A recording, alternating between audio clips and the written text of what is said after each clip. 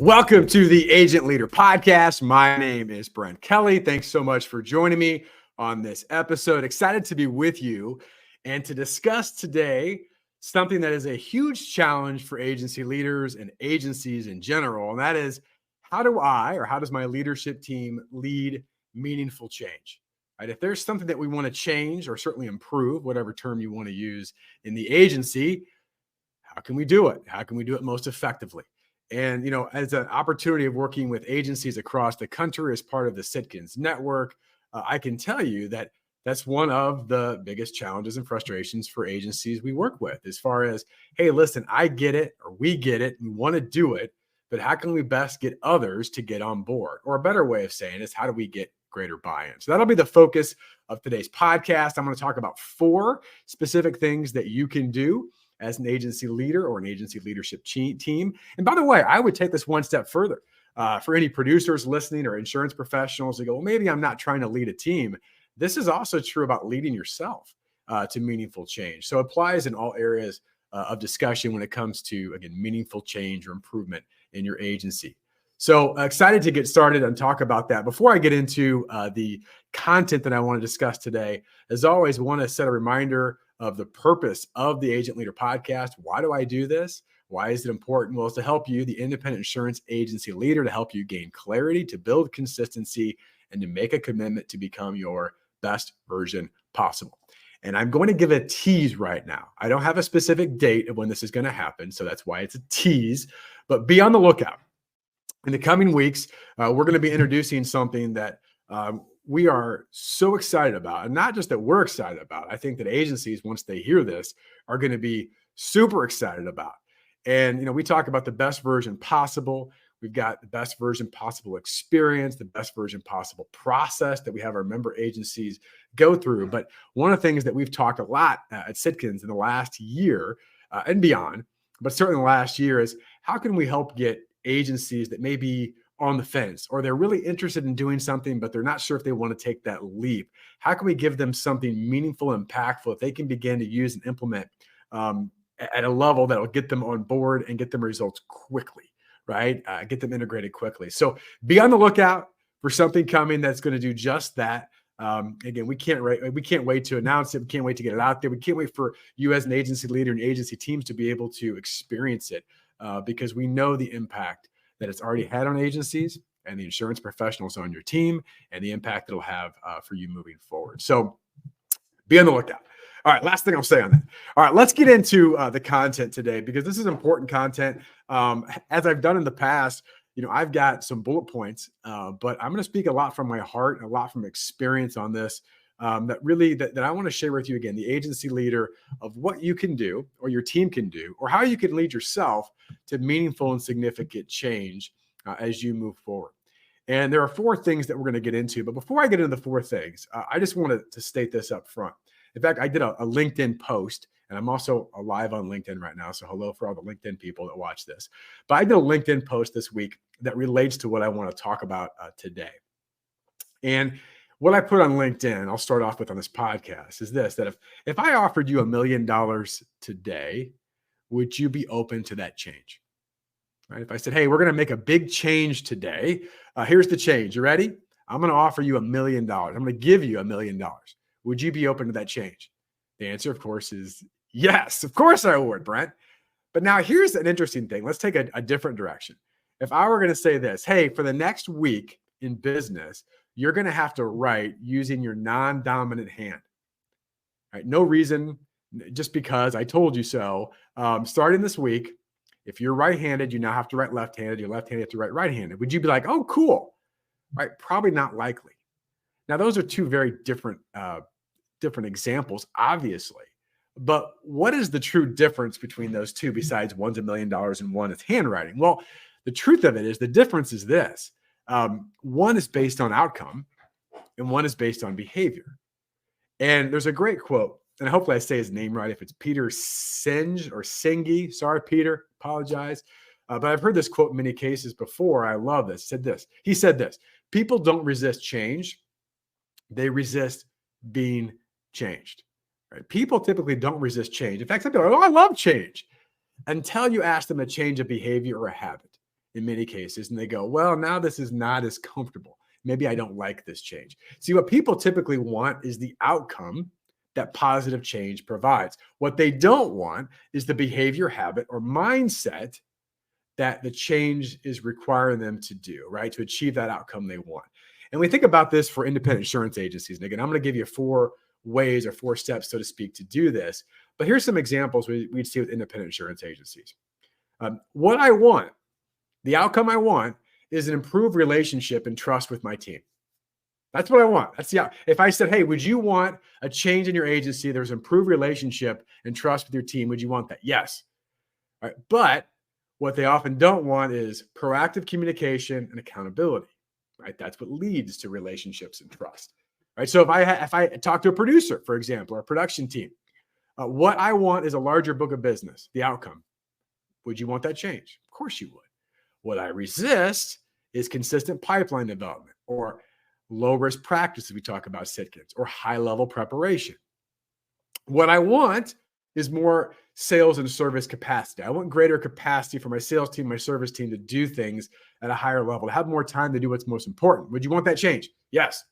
What I resist, or what gets resisted, is implementing specific systems and processes, right? So the bottom line, again, the idea of significant improvement without an attachment to behavior modification is why people don't do it, because the idea of a significant improvement is great, but to do something makes us uncomfortable. And guess what? We like, as humans, to be comfortable.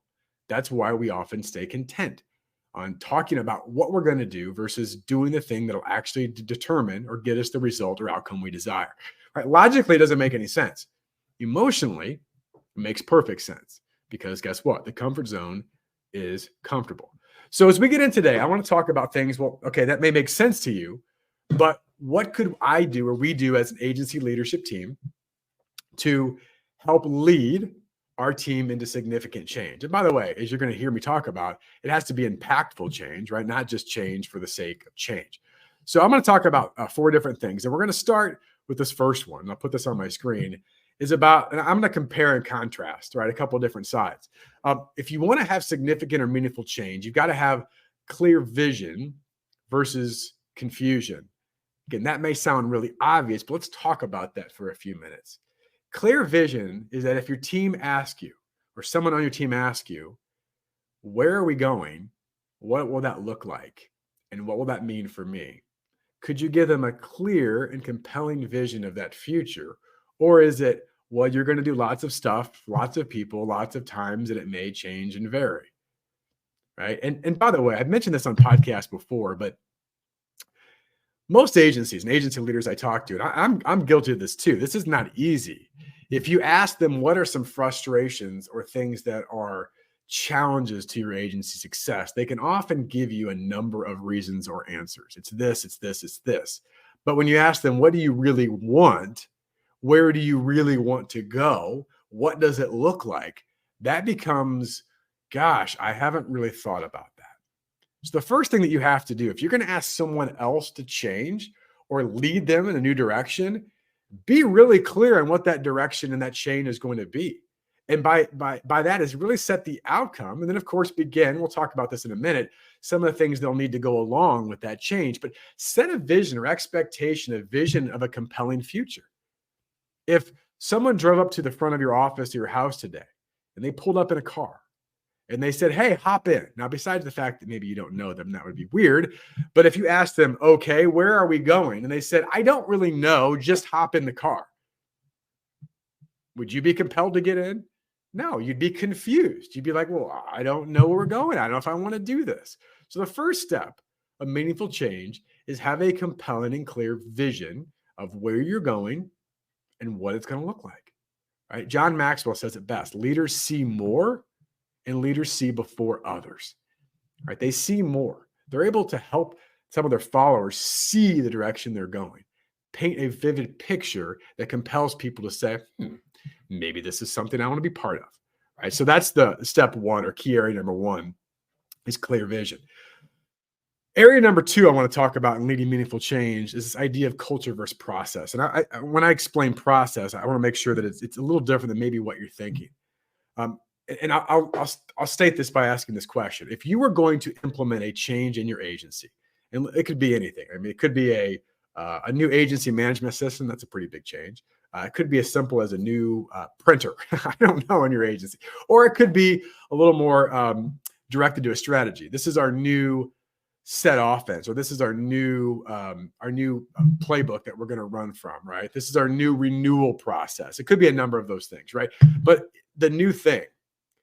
Oftentimes, if I ask an agency, would you start with why you're doing that thing, right? The impact it'll have, or here's how we do that thing.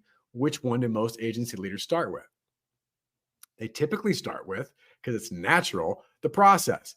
Hey, team, I'm going to share with you the new renewal process that we're going to begin implementing on January 1st, or whatever it is, or October 1st. And this is exactly what it looks like, and this is what we're going to do. Now, that's better than nothing, but better than that, that's the process. What you should be focused on, certainly in the first phase of change, is the culture, meaning why are we doing this, right? And we'll stay on board with the renewal process because it's something I think that people can all understand. Before you would implement or talk about specifics of a renewal process, you should be communicating why, in essence, this would be important, and not even talking about the renewal process itself. But the fact is, we have some chinks in our armor. We have some opportunities to provide a greater level of excellence to our clients who need us the most.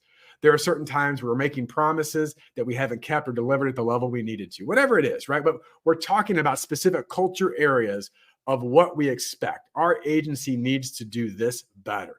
This philosophy, this idea is important. So we're going to talk about the culture, the impact, the why. Why is this important to the client? Why is this important to us as an agency? Why is this important to our future that we get this thing right? And as you begin to communicate, now, again, depending on the change, it may be a week or two, and it could be months, depending on the significance or size of the change you're implementing. Only you would know that, but you've got to make sure the team understands that. So we always talk about this if we would graphically put it out there, that the first step of this, 80% of your time, energy, and effort is talking about the culture. Only about 20% might be to say, hey, we will be down the road introducing a process to support this. And then as you move into phase 2, it's going to be a little more 50-50. We're now going to talk more about the process and what it does while we're still communicating the culture on a regular basis. And ultimately, to lead meaningful change, we've communicated the process so consistently and deliberately over a period of time that now that we say this is a specific process and how we're going to do it, people are now going to say, oh, that makes sense. We've been talking about the importance of the why, so it would be a natural outcome that we would install this process to satisfy the culture that we've been building around this specific area, right? And so, in fact, looking at it, you could have 80% now spent on the process. That's always reinforced only at a small percent now because you've set the foundation with the culture. Why is that important? Well, it's because if we're going to lead meaningful change, we need to get buy-in.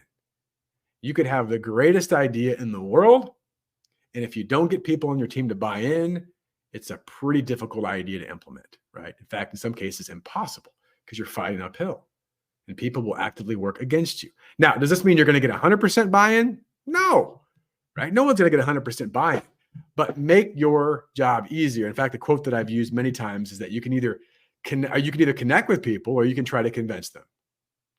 As my mom said years ago, those convinced against their will are of the same opinion still. So if you walk in with this is the new process, and you're going to do it because I said so, and this is how you're going to do it, and you're going to start doing this tomorrow, and gosh darn it, you're going to like it. That might work for a period of time, and you could say, well, I pay them money, so they better do what I say. That's partially true. But at some point, they're going to start doing what they want to do anyway, or they're going to actively resist or work against you, right? And maybe you've experienced that at some point in leading meaningful change. Which leads me to number 3. Third step, third area, whatever you want to call it, is consistency versus intensity. Now, I love intensity. I get pretty intense on certain things. But what I have learned in learning working with agencies, that it's really easy to get intense for a day or a week or heck, maybe even a month. But that doesn't lead to meaningful change. That leads to a lot of rah-rah, a lot of pomp and circumstance that's never followed up with execution and certainly the results that you're looking for. And if you ask anybody, I mean, this is the silly analogy, but would it make more sense for you to go in and work out for 7 hours or whatever it is, or 4 or 5 hours on a weekend, or once a month, go in and just give it your all for one day or once a month? Or would you better off to have consistent 30-minute workouts? We know the answer to that, right? The same is true in leading meaningful change. And a big problem, and we see with agency leaders, and again, I'll raise my own hand because this is something I have to cognitively think about all the time because I get excited about new ideas, is that if you continue to bring in a new idea with only intensity, not followed up with consistency, you're going to have your team, after you walk out of the room or after the meeting or the next day, they're going to look around the room at each other and say, is he or she gone yet? Yes. And they'll say, don't worry, this too shall pass, right? And they'll go back to do what they did before. Because guess what? He or she will have a new idea next week anyway. And they'll forget about this, right? So part of this is you're going to lead meaningful change. Make sure the change is worth consistently doing. And so this is something I've said before, but I'll mention again, is that if you're going to make and implement a change, a positive change to your agency of any kind, ask yourself, does this excite me 1 year from now?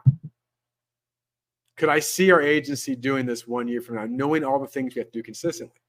Now, again, that's even easier because you haven't done it all yet, but just ask yourself that. It's really easy to think, oh, this is the next 3 days, 7 days, 1 month. But is this meaningful change? Because in my opinion, if you're going to implement change in your agency, significant change, something that's going to make a difference, if I don't see us doing this a year from now, I sure as heck shouldn't start doing it today. It's going to be a waste of everyone's time, energy, and effort, right? So consistency versus intensity. Which leads me to my last one, which really kind of sums up everything together. And I think there's overlap in all of these. But this idea of commitment versus complacency. And this is, again, similar to consistency, but I think there's some slight difference here as well. It's easy to make a commitment, and I mentioned earlier, right? It's easy to talk about the things that we're going to do, right? That's not a commitment. That's a hope. That's a wish. That's an intention, right? A commitment is there are certain metrics or areas or things we're going to do. And the word that you can write in there if you're taking notes at home is accountability. There is accountability. If you come in and talk about change and begin to go through the culture and into the process, what are the things that we must be accountable to and for to ensure this takes place? Whether it's tangible strategies, whether it's deadlines that we need to look at. Again, could those shift and move? Maybe, but at least we've got them, right? Where are we at on this? What does that look like? What is the next step we need to take here, right? That's commitment. One of the examples I talk about frequently is, years and years ago, I ran a marathon. I haven't done one since because it was my bucket list, apparently. But I just think about this. If I were to decide that I want to run a marathon again, and I don't, but if I did, would it be better or worse if I sat here, maybe I watched a video or I read a book or I talked to someone and they're like, man, you should run this. I'm like, you know what? I should do one again. I'm going to run a marathon. Gosh darn it. I'm going to run a marathon. And that's as far as it came. It's going to be next spring. I'm going to run a marathon next spring. How likely would I be to actually do that marathon, right? That was a passing thought or an intention. That's not commitment. Commitment is I thought about it, I talked to someone, and then I did what? I signed up for the event. I paid a fee. I bought my shoes. I created a training plan or schedule. I had an accountability partner saying, hey, I'm going to be doing this. I need you to hold me accountable to do this, right? The flip of this, of course, is complacency. Because what happens if you don't create yourself a committed plan with accountability? At some point, 1 month, 2 months, 3 months, 4 months, and all throughout that, things are going to be hard. Things are going to be challenging. And if you haven't really committed full out to something that you believe is important enough to take a change and take some time, energy, and effort to do, you will at some point say to yourself, you know what? It wasn't that big a deal. I didn't really need to do that, right? From an agency perspective, it really wasn't that important. I don't know if it's really worth this anyway. And gosh, that was a few months ago. And now that I've thought about it, right? That's the difference between commitment and complacency. So if you're going to lead meaningful change, make a true commitment. Have accountability partners, right? As you go along the way, have a plan, but have a plan of action. And by the way, just because you have a plan doesn't mean it's always going to be followed. But guess what? You've got a plan. Dwight Eisenhower, I love this quote. He said, I found that in preparing for battle, the plans were useless, but the planning was indispensable. And part of that is the strategy and the commitment and the accountability behind that. All right, so 4 areas. You want to have meaningful change for your agency. And again, if you're taking notes, here are the 4 to write down.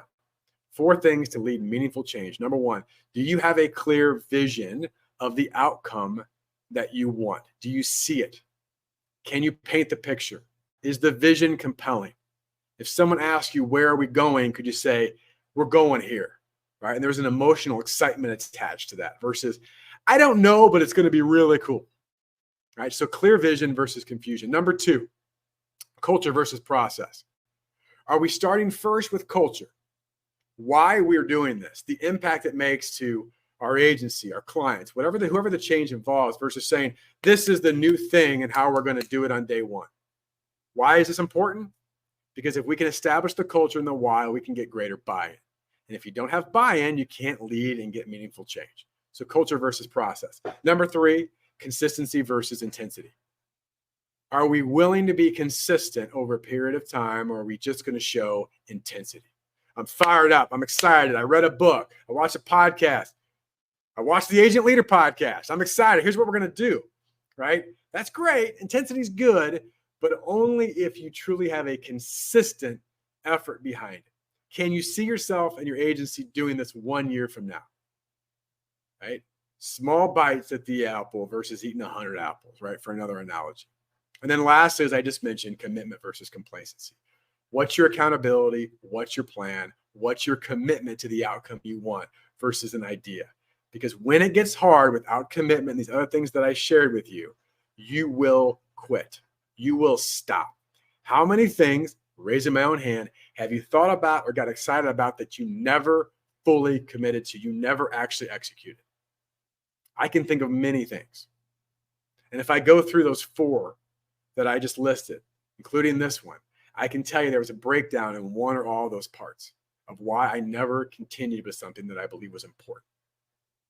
And the last thing I'll say is that if there is meaningful change, if you've thought about this and you've really taken this home, this isn't just a passing thought, then how long will you wait to start this?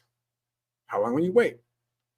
Now, as I mentioned, there are things that you want to discuss. There's culture aspects. But the law of diminishing intent says something very clearly. The longer you wait to do something you know you should probably do, the less likely it is that you'll ever actually do it.